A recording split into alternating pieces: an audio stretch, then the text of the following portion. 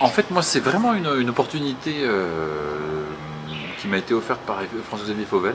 Tu vois, c'était pas du tout une vocation de ma part. Je veux dire que les choses sont faites de manière assez inopinée. Mais vraiment, vraiment, franchement inopinée. Ouais. C'est qu'en fait, il y a plus de 15 ans maintenant, FX était déjà, FX et François-Xavier Fauvel était déjà en Éthiopie, il avait passé 1 an en Éthiopie à peu près, je crois, quelque chose comme ça. Et à cette époque-là, il avait commencé à nouer des relations avec des archéologues éthiopiens, notamment avec Asomoro Dessier, donc qui est actuellement le co-directeur de la fouille que tu as. Et dans le cadre de ces coopérations, Assa était venu passer 3 ou 4 mois, je crois, en France, dans l'optique, tu vois, de faire une petite tournée des sites, enfin de certains sites paléolithiques ou même préhistoriques en général, il y avait aussi du néolithique français, pour voilà, nouer un peu des relations, voir un peu d'échanges méthodologiques, de questionnement, etc. Et du coup, FX m'avait dit, est-ce que tu es prêt à apprendre à Samolo, tu vois, sur ton chantier? J'avais dit, bah oui, bien sûr, au contraire. Et ça, c'était en 2001. Tu vois, et donc il était venu à Régissement. Voilà. Donc il était venu à Régissement Le Haut, passer un séjour avec nous. On s'était bien entendu, mais à ce moment-là, j'avais aucune, mais vraiment ni d'idée, ni même aucune prétention, tu vois, qu'un jour je me retrouverais dans son pays, quoi. Et puis 6 ans plus tard, donc en 2007, entre-temps, là aussi, hasard de la vie, enfin un hasard, c'est pas comme un hasard, mais en tout cas, je dirais une trajectoire qui n'était pas prévisible à l'avance. François Xavier se retrouve directeur du Centre français des études éthiopiennes à Addis Abeba. Et puis il fait un petit bilan, tu vois, sympa le petit bruit de chasse d'eau en arrière-plan. Et puis il fait un petit bilan, je dirais des missions en cours. Et il se rend compte qu'il n'y a pas tant de missions que ça sur la préhistoire. Il y en a, si tu veux, tu vois, bien sûr. Il y a des missions sur la préhistoire, notamment plutôt sur le néolithique, tu vois, des choses comme ça, ou sur du très ancien. Mais en gros,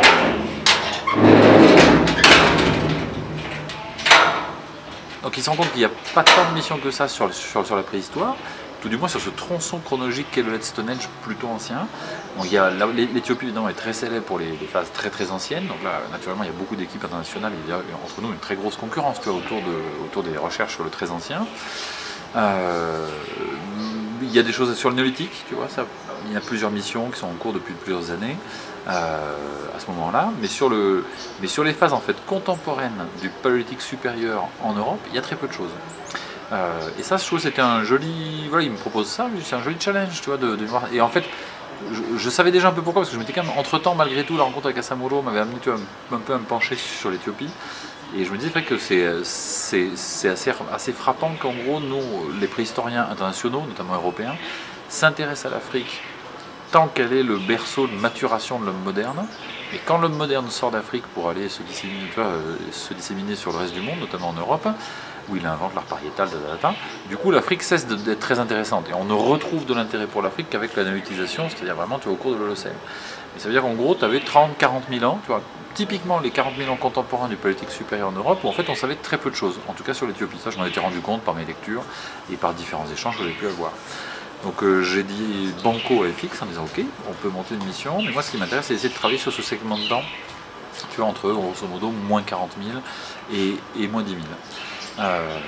Et donc fort de ça, on contacte Assamolo Dessier qui se révèle tout à fait intéressé lui pour monter une mission avec nous, en tout cas participer au montage d'une mission. Et on débarque en 2007 de manière vraiment, alors là je dois reconnaître que on est arrivé, c'était rigolo parce que moi je connaissais rien, mais rien quoi. Et le truc le plus rigolo c'est que l'Éthiopie, les fouilles fonctionnent comme des concessions minières, tu vois ce que je veux dire, enfin, en tout cas sur un peu le mode de concession minière, c'est qu'on te dit voilà, vous définissez un périmètre. Alors le périmètre officiel c'est 10 km sur 10 km, 100 km², ce qui est quand même très petit. Avant c'était un peu plus, comme quand en 2007 en fait on a eu droit à une concession plus grande, mais en gros il faut trouver une concession. Donc moi je me rappelle très bien, j'avais jamais mis les pieds en Éthiopie, la littérature est quand même pas évidente à trouver, donc il y a plein de choses que je connaissais pas, etc. Je me revois devant une carte d'Éthiopie, en train de dire bon, où est-ce que tu vas aller quoi, tu vois, voilà. Et je me mettais dans la peau, je me disais tiens, si un Éthiopien devait faire une mission en France, tu vois, il faut lui trouver un petit carré, tu vois, de 10 km de côté, poup, moi je vais aller, bon. Donc c'était pas simple. Surtout qu'il y avait plusieurs paramètres en fait qui rentraient en ligne de compte. Moi je savais que je ne pouvais pas partir plus de 15 jours parce que les obligations, tu vois, de professionnels et personnels font que, tu vois, j'ai déjà une fouille à Régissement, à cette époque-là je l'avais déjà, etc., etc. Donc je savais que je ne pouvais pas partir plus de 15 jours, donc il fallait une mission proche d'Addis Abeba, tu vois, enfin, pas un truc à l'autre bout du pays. Je vois les missions, tu vois, dans les Lomo par exemple, c'est des très grosses logistiques, tu vois, c'est plusieurs jours de 4x4, avec tout le matériel, des tentes, amener des cuisiniers, tu vois, c'est une très très grosse infrastructure. Moi je voulais pas ça, je voulais une chose beaucoup plus légère, et aussi, je dois le reconnaître, plus confortable, tu vois, je voulais pas partir, tu vois, au fin fond du pays. Je m'étais dit, on va trouver quelque chose d'assez confortable. Donc en gros, j'avais regardé un peu dans un rayon de 3-4 heures d'Addis Abeba, par la route plutôt bonne, avec si possible dans le coin des hôtels, des restaurants, tu vois, qui sans être très confortables, permettent quand même d'avoir d'être moins, enfin, d'avoir moins d'investissement sur le côté logistique, de simplifier la logistique, voilà, c'est ce que je voulais dire. Donc fort de ça, en fonction de mes lectures et de ces paramètres, je dois reconnaître assez personnels ou d'organisation, on a identifié la zone du lac Zouaï. On s'est dit voilà, on est au milieu du rift, on sait qu'il y a des industries Let's Stone Age dans ce coin-là. Elles ont été fouillées il y a déjà 40 ans par des équipes américaines dans les années 70, mais depuis personne n'y a retravaillé. Géographiquement c'est une zone intéressante parce qu'on peut penser qu'on est quand même dans la vallée du Rift, dans une zone de passage, ou pas d'ailleurs, tu vois, éventuellement peut-être pas, mais en tout cas qu'on est dans une zone qui est intéressante géographiquement à étudier. On sait qu'il y a de l'obsidienne à profusion, donc on sait aussi que les industries du coup lithique vont être favorisées dans leur expression technique par la qualité de l'obsidienne qui se trouve sur place. Et donc ben voilà, je prends ma carte, si tu veux, en fonction de ces paramètres, et puis hop, touc, je dessine un carré, en l'occurrence plus grand que 10 sur 10, hein, plutôt du 20 sur 20, voire presque du 30 sur 30, tac, et j'envoie ça aux autorités éthiopiennes qui me disent d'accord. Première fois que tu es allé en Afrique? Non, pas première fois. Là aussi, grâce à François-Xavier Fauvel, en fait, moi j'avais pas une vocation d'africaniste au départ, hein, c'est une question d'amitié, hein, tu vois, c'est vraiment, j'étais déjà allé avec lui en Afrique du Sud, enfin en Afrique australe d'ailleurs, parce qu'on avait fait Botswana, Namibie. Lui, quand il faisait sa thèse à la fin des années 90, on avait fait un petit voyage ensemble, on s'était fait Namibie, Afrique du Sud en 97. Et je mets de côté l'Afrique du Nord où j'avais déjà été, tu vois, en Égypte, etc. Mais sur Afrique subsaharienne, j'avais donc j'avais une petite connaissance d'Afrique australe. En revanche, jamais mis les pieds en Afrique de l'Est, même en Afrique de l'Ouest, d'ailleurs, j'ai toujours pas mis les pieds d'ailleurs, mais en Afrique de l'Est, jamais. Donc c'était vraiment une découverte, ouais, dans tous les sens du terme. Comment tu as initié la mission ethno-archéologie? Ah, de celle que pilotée par Jessie. Alors, l'idée, tu vois, de cette mission, c'est vrai qu'on s'est toujours dit que cette mission devait servir un peu de nous. Il y a notre mission à nous, avec nos problématiques, etc. Très, tu vois, géologiques et archéologiques combinées. Mais on a tout de suite pensé avec Romain, tu vois, avec qui on a monté ça, et Fix, que ça devait aussi servir un petit peu, tu vois, de table d'hôte, tu vois, à d'autres missions possibles. Donc en fait, il y a 3 missions, si tu veux, 3 programmes, on va dire, qui se sont greffés à notre mission, qu'on a aidé, qu'on a suscité, ou dans certains cas, en tout cas aidé, et qui ont pris plus ou moins leur autonomie. Il y a eu un premier programme, c'est sur les gîtes d'obsidienne, tu vois, donc ça nous intéressait directement, de voir un petit peu d'où venait l'obsidienne, tu vois, taillée par nos bons hommes. Et donc là, on a pris contact avec Lamia Khalidi, qui à cette époque-là travaillait au Yémen, mais voulait passer, tu vois, en Afrique de l'Est pour justement avoir une comparaison, tu vois, entre les obsidiennes qu'elle avait étudiées au Yémen et celles d'Afrique de l'Est. Donc on a accueilli Lamia dans notre mission, et depuis lors, Lamia a développé ses propres missions en Éthiopie. Ça, c'était la première expérience, je pense, il me semble. Puis, deuxième expérience, effectivement, il y avait Jessie, donc Jessie Colliez. Nous, on trouvait des céramiques, tu vois, dans les parties vraiment les plus récentes de nos remplissages, de nos séquences, et on était incapable, tu vois, de les caler dans le temps, parce qu'il n'y avait pas de référentiel archéologique sur ces céramiques. Donc là, le point de départ, en fait, c'était vraiment de faire venir Jessie pour qu'elle étudie les céramiques. Mais d'emblée, on savait bien, si tu veux, qu'en gros, c'était pas ça le plus intéressant. Le plus intéressant, c'est peut-être de développer d'abord une approche ethno-archéologique qui permettrait peut-être éventuellement de remonter dans le temps pour voir justement si les traditions actuelles, on pouvait arriver à leur donner une historicité à travers l'étude. Donc Jessie est venue pour la première fois, je crois, en 2011. Et donc là, dans le cadre de la mission, puis elle, très vite, hop, elle a développé sa propre mission ethno-archéologique, tu vois, qui a pris son indépendance par rapport à d'autres, et c'est très bien. Et le troisième volet, je dirais, qui lui aussi... Une question. Ah, pardon. C'est qu'il fallait savoir qu'il y avait une population de... Alors ça, je dois reconnaître que moi, je ne le savais pas. Je savais simplement qu'il y avait des céramiques éthiopiennes, tu vois, produites actuellement, utilisées actuellement, notamment, tu vois, toutes les céramiques qui sont utilisées pour le café, par exemple, tu vois, Donc ça, on s'en doutait, mais honnêtement, quand Jessie est venue, on ne maîtrisait pas du tout la richesse qu'elle allait rencontrer, et grâce à elle, là c'est elle qui a développé, tu vois, voilà, ça, j'en avais aucune idée. Troisième volet. Ah oui, troisième volet, c'est l'étude des lacs et des poissons. Donc ça, c'est vraiment très lié à ce que nous on fait. C'est-à-dire qu'on trouve dans nos séquences, à certains moments, des économies qui sont tout parties, en tout cas minoritairement ou majoritairement liées à la pêche.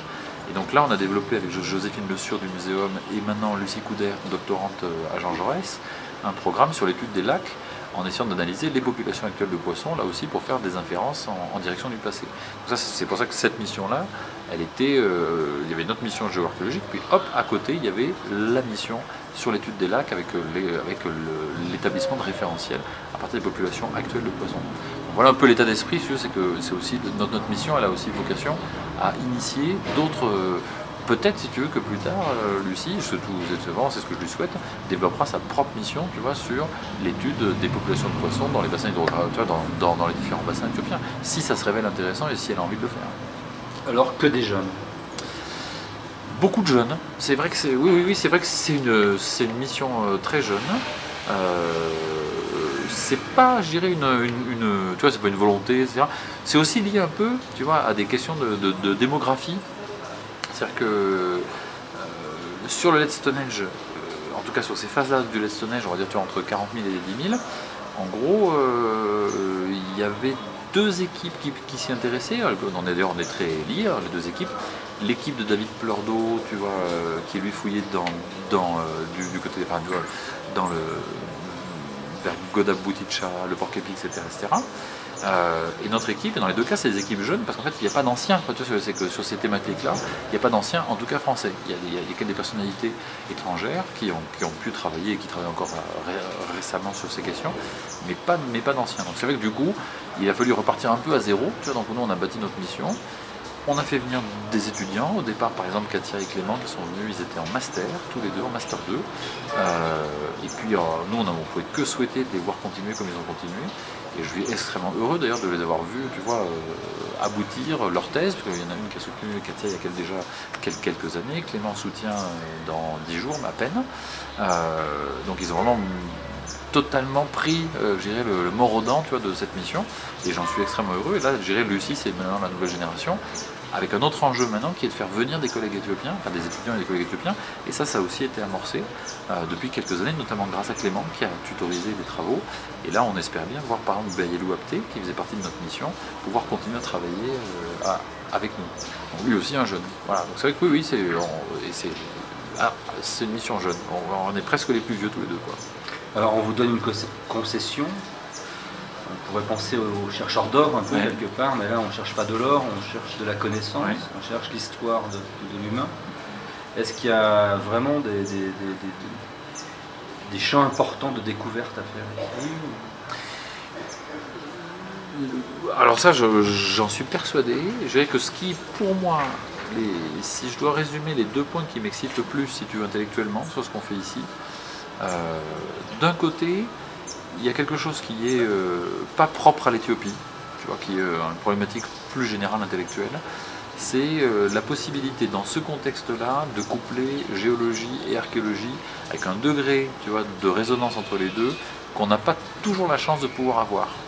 Ce que je veux dire par là, c'est que quand on lève nos séquences géologiques, par le fait même qu'on y retrouve, qu'elles sont faites de régression, enfin de transgression et de régression lacustre, au moment des régressions de paléosol, la séquence géologique livre des informations paléo-environnementales qui permettent vraiment d'aller assez loin dans la caractérisation des conditions de vie des populations qui vivaient là. Ce qui n'est pas toujours le cas. Tu vois, on en parlait ensemble, quand on fouille des sites paléolithiques par exemple en Europe, on a une idée très générale, tu vois, de l'environnement qui peut être les leurs, mais pas à ce degré de finesse, tu vois, justement, parce que là, on a la possibilité de développer une approche géo-archéologique à très haute résolution.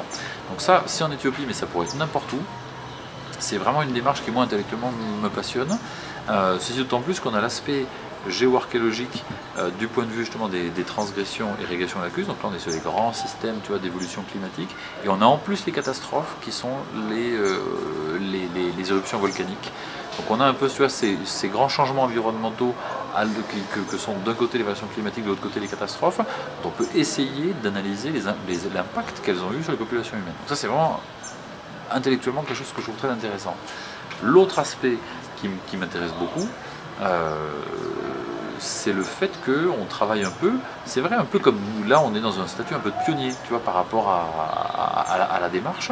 C'est-à-dire que là, encore une fois, on a fouillé, donc mettons, cette fois-ci, on a fouillé 4-5 sites principaux, plus 2, 3, on va dire, on était à 6-7 principaux. Cette année, on en a rajouté 2, donc on va dire on est à 10 sites qu'on a explorés. Sur les 10 sites, il y en a une majorité qui livrent des industries vraiment inédites, que pour l'instant n'avaient jamais été décrites en Éthiopie. Donc ça, je trouve que c'est quand même très, très intéressant intellectuellement de se sentir un peu pionnier dans la construction d'une chronologie des temps préhistoriques. Ça, c'est propre à l'Éthiopie pour le coup, mais ça nous renvoie à une démarche, moi qui même d'un point de vue de la réflexion, même un peu, tu vois, historiographique, quand on repense à notre discipline, que je trouve vraiment intéressant. Alors tu disais justement sur le plan technique, c'est que dans la méthode, pour des raisons pratiques, on fouille un peu comme au début du siècle, mais on a plus de connaissances techniques, on fait moins de conneries, oui, c'est ça? Oui, alors, on fouille comme, disons qu'on a les mêmes questionnements qu'au début du siècle, mais on ne fouille pas de la même façon. Bon, les questionnements sont assez proches, mais la méthode est quand même pas la même. Le questionnement, effectivement, c'est établir une séquence. C'est repérer dans le paysage quels sont les contextes géomorphologiques qui permettent d'avoir des enregistrements archéologiques, de voir comment ils peuvent se compléter les uns les autres. Donc nous, on a choisi en l'occurrence, tu vois, la plaine de la Bulbula, et puis cette année, les rochers d'Agadima, avec les abris qu'ils contiennent, en disant voilà, on a deux contextes qui sont deux contextes géomorphologiques bien différents, qui peuvent livrer des informations pédosédimentaires et archéologiques, des chronologies différentes, pour plein de raisons, parce que c'est pas le même type de site, donc on peut penser que ça va être occupé de la même façon, éventuellement par les mêmes personnes, ou pas par les mêmes personnes, et aussi parce que la plaine de la Bulbula, elle, on touche des occupations qu'au moment où les lacs sont très bas, alors que le rocher d'Agadima étant plus perché dans le paysage, on peut toucher des occupations au moment où les lacs sont plus hauts, et le type se réfugie sur les points hauts, comme est le rocher d'Agadima. Donc ça, je dirais, c'est de ce point de vue-là, si en ce moment j'étais en train de dialoguer avec des préhistoriens d'il y a 100 ans, tu vois, avec Breuil, Piette, d'ailleurs, on aurait la même problématique. En revanche, la méthode est quand même pas tout à fait la même. Nous, on procède d'abord avec un travail géoarchéologique piloté par Laurent et Romain de très haute résolution du point de vue de la compréhension du paysage. Et au niveau des méthodes, on procède aussi par des sondages qu'on fait assez vite, c'est vrai, mais tu vois, nous on met tout le paquet sur le tamisage. Donc, en fait, on fouille vite 1 mètre carré, hop, on le descend, et on tamise tout, on passe beaucoup de temps à trier. Tu as vu sur le terrain d'ailleurs, il y en a un qui fouille et 3 ou 4 qui tamisent, puisque le but c'est de récupérer l'exhaustivité du matériel passe par passe et de reconstruire des archéosynchronces à partir de là, et de lancer ensuite des études, comme par exemple la thèse de Clément qui exploite une partie des résultats qu'on avait obtenus au cours des précédentes missions. Donc de ce point de vue-là, c'est quand même une méthodologie qui n'est pas celle qu'on pouvait avoir il y a 100 ans, avec une finesse de grain, tu vois, de la tranche temporelle, qui est évidemment beaucoup plus forte. On a donc vu qu'on lave ensuite les séries, qu'est-ce qu'ils deviennent ces objets? Alors, tout le matériel qu'on collecte, en tout cas presque tout le matériel, je vais donner une nuance dans un instant, évidemment part au musée national d'Addis Abeba. D'ailleurs, demain, la voiture est déjà chargée, le matériel est sur le toit de la voiture. Là, c'est Thomas Tchaché, notre chauffeur, qui s'est occupé de tout bien emballer, etc. Et demain matin, on prend la voiture et on va directement au musée pour déposer les collections au musée dès qu'on arrive. Ça, c'est un règlement éthiopien qui est que quand on part en mission archéologique, quand on rentre à la capitale, on va déposer directement les collections. Donc on va leur remettre les collections avec un listing de tout ce qu'on a trouvé, et hop, ce sera stocké au musée et rangé dans des meubles, dans la grande réserve, qui contiennent d'ores et déjà les collections qu'on a exhumées les années précédentes et qui seront complétées par celles de cette année. Les seules choses qui ne vont pas aller là, d'ailleurs on sera partie des demandes qu'on fera demain, c'est quelques objets qu'on souhaite exporter vers la France, notamment des objets sur lesquels des matériaux sur lesquels on peut faire des datations. Et cette année, ça va concerner notamment des charbons sur lesquels on veut faire des datations radiocarbone. Avant de commencer à lancer des programmes de recherche sur des questionnements de dynamique de peuplement, etc., il faut d'abord construire la chronologie. Alors ceci dit, on fait un peu les deux en même temps. On a bâti d'abord la chronologie, en tout cas on a commencé à bâtir une chronologie, on continue, tu vois, à la compléter à travers nos missions. On a déjà quelques problématiques plus générales en termes de dynamique de peuplement qui nous ont d'ailleurs amené à monter un programme qui est financé actuellement par l'ANR, donc l'Agence nationale de la recherche, qui est consacré justement à la question des dynamiques de peuplement en Afrique entre moins 30 000 et moins 10 000, et notamment autour d'un problème qui m'intéresse beaucoup, qui est cette question des vides et des pleins dans l'occupation de l'espace autour du dernier maximum glaciaire, en tout cas ce qu'on appelle en Europe le dernier maximum glaciaire et qu'on appelle en Afrique plutôt le dernier grand maximum aride, parce que comme quand il fait très froid à l'échelle de la planète, évidemment c'est vrai qu'il y a beaucoup d'eau qui est glacée, et donc il y a beaucoup moins d'eau en circulation, donc par conséquent ici il n'y a pas de glace, mais en revanche il y a moins d'eau en circulation, donc il pleut moins et c'est très aride. Et on se rend compte qu'il y a, en tout cas dans beaucoup de régions du monde, une discontinuité de peuplement entre des phases, on va dire, avant 25 000, pour faire simple, et des phases post-15 000.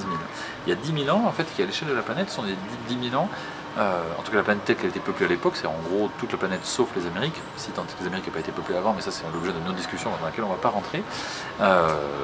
C'est une vraie discussion sur la continuité de peuplement, qu'on ne perçoit pas très bien en Europe, parce qu'en Europe, en tout cas du Sud, on l'aperçoit dans l'Europe du Nord, mais pas en Europe du Sud, on a a priori une continuité de peuplement, parce que franchement on est dans un peu des zones qui ont pu fonctionner comme bassin permanent, peut-être zone refuge entre guillemets, notamment j'ai un collègue, Joas Zulao, qui dit à juste titre que sans doute il y a 20 000 ans, donc au moment du dernier maximum glaciaire, pour faire simple, je dis 20 000 ans c'est pour arrondir, l'Espagne est peut-être la zone la plus peuplée d'Europe. Et c'est très vraisemblable, effectivement, que les populations se sont tassées vers le sud, et qu'en Afrique, en revanche, elles se sont tassées dans la frange septentrionale pour celles qui étaient par exemple plutôt plus étalées en Afrique du Nord, ou dans toute la zone subsaharienne, dans des zones un peu refuges, dans lesquelles elles ont pu trouver des conditions de vie permettant de continuer à développer leur société et leur économie de chasse.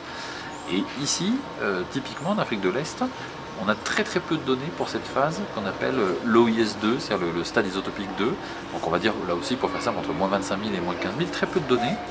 Et là, donc, on a monté un programme de recherche qui s'appelle Big Dry, le Grand Aride, consacré à essayer de comparer les données qu'on a pour la vallée du Rift et la vallée du Nil, parce que là en revanche il y a plus d'informations pour cette période-là pour la vallée du Nil, et de voir si on peut commencer à modéliser les dynamiques de peuplement autour de cette question de l'impact environnemental du dernier Grand Aride.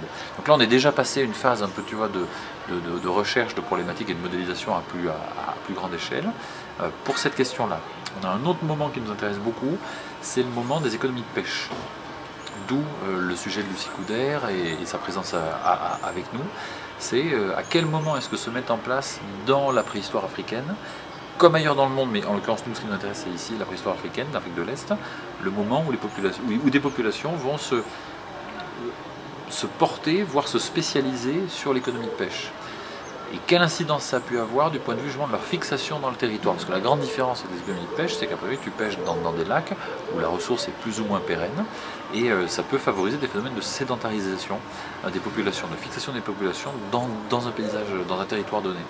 Et ça, la question c'est à quel moment est-ce que ça se met en place ici.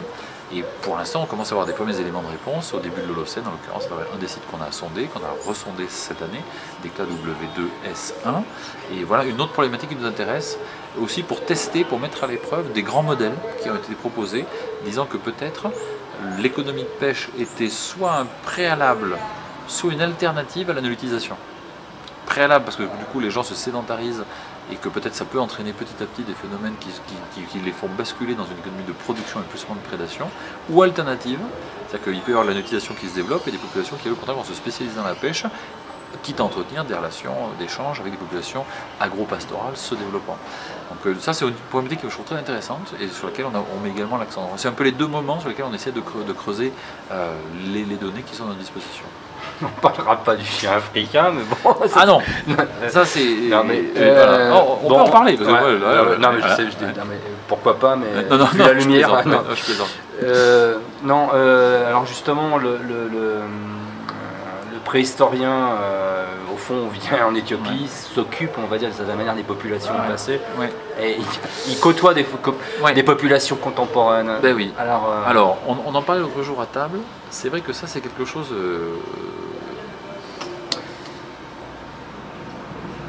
qui n'est pas si simple que ça, tu vois. En tout cas, moi je vis pas de manière très simple, c'est que c'est vrai que là, tu vois, on vit au milieu des populations, tu vois, d'agriculteurs oromo, que ce soit au DKWD, que ce soit à Gadima, dans les 2 secteurs qu'on a fouillés cette année, tu nous as vu entourés par les villageois qui viennent nous voir, avec leurs troupeaux, leurs enfants, etc. etc. Et c'est vrai qu'on ne s'intéresse pas à eux, on n'est pas là pour eux. Nous, on est là plutôt pour s'intéresser à une forme de préhistoire un peu universelle, en tout cas, elle est propre à l'Éthiopie, mais en tout cas pour mener dans ce terrain-là éthiopien des réflexions à vocation plutôt universelle sur l'évolution de l'homme et de sa société au cours du Pléistocène. Et on n'est pas là, effectivement, on n'est pas en train de venir travailler sur leurs ancêtres. Tu vois, c'est que. Alors, ça devient un peu le cas dans les démarches ethno-archéologiques comme celle que Jesse entreprend. Mais nous, on travaille sur des phases qui sont plus anciennes, pas forcément très anciennes, parce qu'on en a fouillé pas mal de sites aussi Holocène, mais à fortiori, quand on est sur des sites très anciens, on est vraiment déconnecté, je dirais. Alors, c'est vrai que c'est pas si simple, parce qu'on vit au milieu d'eux, on est chez eux, et en même temps, on ne travaille pas sur eux. La question, c'est est-ce qu'on travaille aussi pour eux? Voilà, ça c'est une vraie question, et je dois reconnaître que pour l'instant, à mon grand, oui, à un certain regret, mais j'ai pas fait ce qu'il fallait pour ça. C'est pas encore le cas. Tout ce que je veux dire, c'est que on travaille, je pense, pour l'Éthiopie, au sens où notre mission, tu vois, c'est une mission franco-éthiopienne. Nos collections vont au musée d'Addis Abeba. Elles vont être présentées tôt ou tard. Elles le sont déjà en partie d'ailleurs dans les collections, dans les présentations du musée. Donc, je veux dire, on enrichit le patrimoine éthiopien. On essaie d'enrichir le patrimoine éthiopien. Mais ça, il faut bien reconnaître que ça va intéresser surtout, tu vois, des gens d'Addis Abeba, de la capitale, des intellectuels éthiopiens. Et d'ailleurs, de ce point de vue-là, on est très heureux, ça c'est vrai, de participer à notre petit niveau à la montée en puissance qu'on ressent très fortement depuis quelques années de cadres intellectuels éthiopiens dans une jeunesse éthiopienne intellectualisée. Il y a une grosse tradition universitaire en Éthiopie. On voit très bien à quel point elle se développe. En revanche, à quel niveau vont se faire les retombées pour les populations d'agriculteurs, tu vois, des oromos dans lesquels on travaille? Pour l'instant, très peu. Il faut bien reconnaître que très peu. Voilà. Pour ça, qu'est-ce qu'il faudrait? Il faudrait qu'à un moment donné, on vienne faire des cycles de conférences, ou je sais pas quoi d'ailleurs, et ce serait à mon avis compliqué à mettre en œuvre, en plus en oromo, parce que tu vois, beaucoup d'entre eux ne parlent pas amharique, et a fortiori pas anglais. Donc là c'est quelque chose qu'on n'a pour l'instant pas du tout envisagé, donc on est effectivement chez eux, on ne travaille pas pour eux. La seule chose que je me plais à croire, mais j'en suis pas du tout certain, c'est qu'on représente un exotisme. À un moment donné, ils sont chez eux dans leur village, bim, ils voient débarquer un 4x4 avec des blancs qui descendent, avec des femmes qui sont assises à la place, tu vois, enfin, à l'avant, et qu'on représente comme ça, je pense, au milieu une grande curiosité. D'ailleurs, c'est pour ça qu'ils viennent nous voir, etc., etc. Peut-être que voilà, au moins, tu vois, cet exotisme-là n'est pas inintéressant pour eux. Mais ce qu'on disait l'autre jour à table, c'est que ça m'intéresserait vraiment qu'un anthropologue vienne travailler dans les villages où on a travaillé et enquête sur quel est l'impact de notre présence à certains moments parmi eux. Peut-être qu'elle est complètement nulle. En gros, voilà, on est juste rigolo, mais tu vois, on est des forains. Enfin, tu vois, c'est en gros, voilà, les forains sont passés et puis voilà, la fête est finie, quoi. Parce que pendant qu'on est là, c'est vrai que c'est rigolo. Ils viennent nous voir. En plus, forcément, ils travaillent un peu pour nous, donc ils gagnent un peu d'argent. En fait, tu vois, il y a un petit peu il y a des liens économiques aussi qui se mettent en place. Puis on discute avec eux. Moi, voilà, avec les gamins, moi j'aime bien. On rigole, on chante, on siffle. Bon, on peut pas parler parce qu'on n'a pas la même langue du tout. Mais on a quand même quelques échanges. Donc soit on est juste comme ça, hop, les forains sont passés, mais voilà, ça a disparu. Soit peut-être ça a un petit impact, positif ou négatif, tu vois. Ça, j'en sais rien. Et ce serait assez intéressant. Mais j'en ai aucune idée, tu vois ce que je veux dire. Et nos collègues éthiopiens, avec lesquels on vient ici, qui sont des gens de la capitale, ne peuvent pas me le dire parce qu'eux aussi sont étrangers, si tu veux, ici. Objectivement. Ils sont relativement étrangers aussi. Alors, pas tous, parce que par exemple là il y en a certains qui sont d'origine oromo, qui connaissent bien la région, connaissent bien, tu vois, etc. Et puis même je crois qu'ils me le diraient, voilà, je ne sais pas, voilà. Je ne sais pas quel regard que portent ces populations sur notre présence. Ils sont adorables, mais vraiment, ils sont très gentils, tu vois. Bon, d'abord, effectivement, il y a aussi un intérêt pour eux, parce qu'on les fait un peu travailler, ça fait un peu d'argent, mais ils sont vraiment profondément gentils. Moi j'aime bien passer du temps avec eux, voilà, même si on ne veut pas beaucoup dialoguer, mais quel impact ça a, j'en sais vraiment rien. Alors la lumière descend inexorablement. Je vais te poser la dernière question. Enfin, bon, coup, si tu veux. La dernière question. Tu dis plusieurs fois, tu as dit go to school aux enfants. Ah oui. C'est le maître de conférence qui dit ça ou c'est l'homme? Ah non, là c'est vraiment l'homme, quoi. Tu vois, non mais le fait est, si tu veux, que ça c'est aussi voilà. Je sais qu'on est. Je ne suis pas chez moi ici. J'ai pas, moi, voilà. Je ne vais pas donner de leçons et surtout pas voilà, à quiconque, etc. Il y a deux petits trucs, si tu veux, sur lesquels j'ai envie d'insister quand même. parce que je considère que c'est des valeurs dont je peux espérer qu'elles aient une universalité. Voilà, je reconnais que tu vois, et même c'est très important l'altérité des cultures, mais il y a quand même des éléments universaux pour moi, voilà, que je défends, au-delà de plein d'aspects, on va pas rentrer dans la politique, etc. Mais c'est quand même le rapport homme-femme. On est quand même dans un pays où les femmes vivent dans un état de soumission fort, à fortiori à la campagne, par rapport aux hommes. Et donc c'est vrai que, quand je disais tout à l'heure, tu vas me mettre, voilà, que nous on est un groupe d'étrangers, les Faranges. Je pense entre nous qu'on apparaît vraiment comme des barbares et que donc nous ne sommes pas subversifs parce que nous sommes trop barbares pour être subversifs. Tu vois ce que je veux dire, c'est qu'on est tellement loin que du coup, heureusement, nous ne sommes pas subversifs, sinon, parce qu'on l'est. Je veux dire, le fait qu'on soit un groupe d'hommes et de femmes, tu vois, à égalité, que les femmes puissent monter à l'avant de la voiture, etc., c'est subversif. En tout cas, ça pourrait l'être. Eh bien, on le fait, et le fait est même, par exemple, tiens, typiquement, tu vois, il y a 2 jours, c'est des tout petits trucs, tu vois, mais on était entouré de plein de gamins, c'était la sortie de l'école, ils arrivaient, etc., et comme ça, alors qu'on le fait, ou, tu vois, ça se fait sans qu'on y réfléchisse, mais tu vois, on allait monter dans la voiture, j'ai été voir Katia et Lucie, j'ai dit, tiens, allez, l'une de vous, montez à l'avant. C'est rien, mais je me dis, voilà, c'est juste pour que ces petites filles qui sont autour de nous, elles voient que les rapports hommes-femmes, tu vois, ça peut être basé sur un terrain d'égalité. Peut-être que je suis très naïf et peut-être un peu con de penser que ce tout petit geste peut avoir une quelconque incidence, j'en sais rien. En tout cas, il est sûr que là, il faut affirmer cette valeur-là et que notre petite façon à nous de l'affirmer en étant ici. Et l'autre valeur universelle, c'est l'école. Alors là-dessus, c'est facile parce que l'Éthiopie, c'est quand même un pays très éduqué. Tu vois, tous les gamins, tu as vu au fin fond des bleds, ils vont à l'école, ils apprennent l'anglais, etc., etc. Mais bon, là aujourd'hui, on a quand même eu plein qui séchaient parce que du coup, ils préfèrent venir voir les Faranges qui fouillent que d'aller à l'école. Donc forcément, moi, quand je vois un cahier d'écolier en train de faire l'école buissonnière, je dis non, go to school. C'est très important l'éducation. Voilà. Et je considère que ça aussi, c'est évidemment par là qu'ils vont s'en sortir. Et c'est pas du politiquement correct de dire que je suis à peu près convaincu que c'est par l'école et par les femmes que l'Éthiopie va s'en sortir de mieux en mieux. En tout cas, c'est vraiment une voie qu'il faut qu'elle exploite au maximum. Donc voilà un peu, tu vois, les petits éléments. Par exemple, quand on voit les gamines, tu vois, qui portent l'eau, etc., et leurs petits frères qui, eux, en font pas grand-chose, oui, ça m'énerve. Voilà, c'est... Good afternoon. Thank you very much. Good afternoon. Salam alaikum. Donc tu disais, quand on voit les petits... Et ben voilà, tu vois, c'est arrivé 1 ou 2 fois. Tu vois, d'habitude, moi je me mêle jamais de leurs histoires, mais une fois, j'ai vu une petite fille, tu vois, c'était pas une mission il y a 5-6 ans, une petite fille qui portait de l'eau, tu vois, comme une mule, voilà, avec son frère, pas plus vieux, un peu plus petit, qui avait son espèce de badine ou son fouet avec lequel, tu vois, il fouette les ânes, etc. Et il mimait de fouetter sa sœur. Voilà, évidemment, je l'ai engueulé, le gamin, si tu veux. D'accord, je suis chez lui, d'accord, j'ai rien à dire, sauf que là, non. Voilà, moi j'ai pas, voilà, je dis ça. Ça n'a sûrement aucune incidence, mais c'est mieux que de faire comme si ça, tu vois, comme si de rien n'était, quoi. Voilà, c'est les seules choses. Alors j'ai demandé à tout le monde, dis-moi quelques mots en amharique. Alors je connais un seul mot, je crois, c'est eux au plat, que je commande jamais, mais c'est assez rigolo, c'est Enkula la couche couche, je trouve ça rigolo, tu vois, la sonorité est quand même assez marrante, ce qui est. Amasser, putain, je suis totalement... Genalo. Amasser Genalo, merci. Et puis sinon, qu'est-ce que je connais dans le coin avec les enfants, je reviens à ça. Monnaie, monnaie, monnaie, you, ça voilà. Ah, c'est pas de la marque. Mais non, je suis totalement nul, je reconnais. Tu vois, Baka. Ouais, Baka. Eshi Baka, sache que voilà, Eshi Baka. Bah, en gros, voilà, c'est... Allez, maintenant c'est fini, quoi. Yelem, voilà. Non, mais je sais rien dire, je suis totalement nul. Eshi Baka. Voilà.